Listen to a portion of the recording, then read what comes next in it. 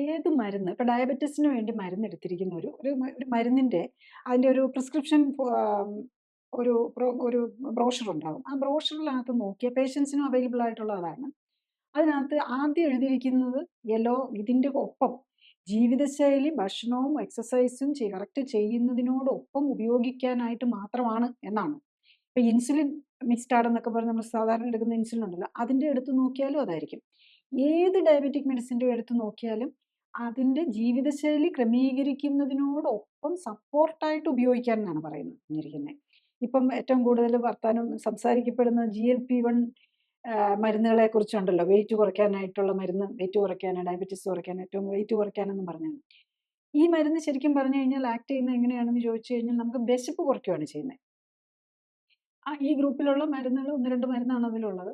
അപ്പൊ അത് നമ്മുടെ ബ്രെയിനിനെ ആക്ട് ചെയ്ത് വിശപ്പ് കുറയ്ക്കുകയാണ് ചെയ്യുന്നത്. അത് ശരിക്കും പറഞ്ഞാൽ ഗ്ലൂക്കഗോൺ നമ്മളൊരു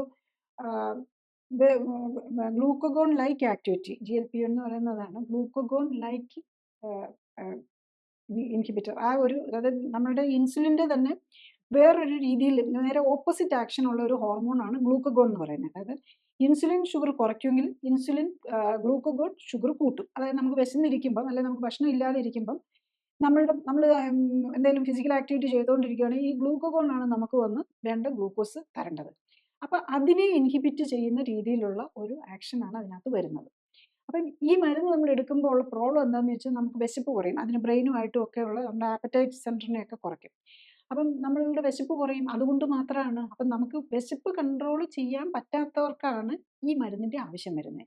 പലപ്പോഴും ഓവറായിട്ട് നമ്മളുടെ ബോഡിയിൽ ഫാറ്റ് അടിഞ്ഞു കഴിയുമ്പം ഈ നമ്മളുടെ വിശപ്പ് കൺട്രോളിൻ്റെ ആ ഒക്കെ തെറ്റിപ്പോവും. അങ്ങനെയുള്ളപ്പോൾ ചിലർക്ക് ക്രേവിങ് ആയിരിക്കും. ഭയങ്കര കാർബോഹൈഡ്രേറ്റ് ക്രേവിങ് ആയിരിക്കും. അതായത് ഈ ഷുഗറി ആയിട്ടുള്ള സാധനം അല്ലെങ്കിൽ കാർബോഹൈഡ്രേറ്റ് ചോറോ ചപ്പാത്തിയോ കഴിച്ചാലും മതി.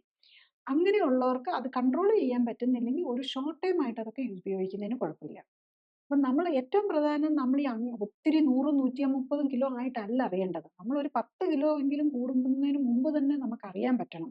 ഓരോരുത്തരും അവരവരുടെ മക്കളുടെ കാര്യത്തിലും അവനവൻ്റെ കാര്യത്തിലും മക്കളുടെ കാര്യത്തിലും ഒക്കെ ഒരു 5, 10 കിലോ കൂടുമ്പോൾ തന്നെ അറിഞ്ഞാൽ നമ്മൾ തന്നെ നോക്കി നമുക്ക് കൺട്രോൾ ചെയ്യാൻ പറ്റും.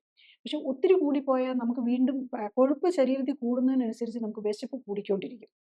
അപ്പം അതുപോലെ നമ്മുടെ മസിൽ കുറഞ്ഞുകൊണ്ടിരിക്കും. നമ്മുടെ മസിലും ബോണും കൊഴുപ്പും ഈ കാര്യങ്ങളുടെ ഒരു കോമ്പോസിഷൻ കറക്റ്റായിട്ട് നിൽക്കുമ്പോഴാണ് നമ്മൾ ഹെൽത്തി ആവുന്നത്. ആ മെറ്റബോളിസം നമ്മുടെ ബോഡി കോമ്പോസിഷൻ തെറ്റുമ്പോൾ നമ്മൾ രോഗിയായി മാറും. അപ്പോൾ അവിടെയാണ് നമ്മൾ മനസ്സിലാക്കി അത് കറക്റ്റ് ചെയ്യേണ്ടത്. കൂടുതൽ അറിയാൻ ലിങ്ക് ക്ലിക്ക് ചെയ്യുക. കൂടുതൽ വീഡിയോകൾക്കായി സബ്സ്ക്രൈബ് ബട്ടൺ അമർത്തുക.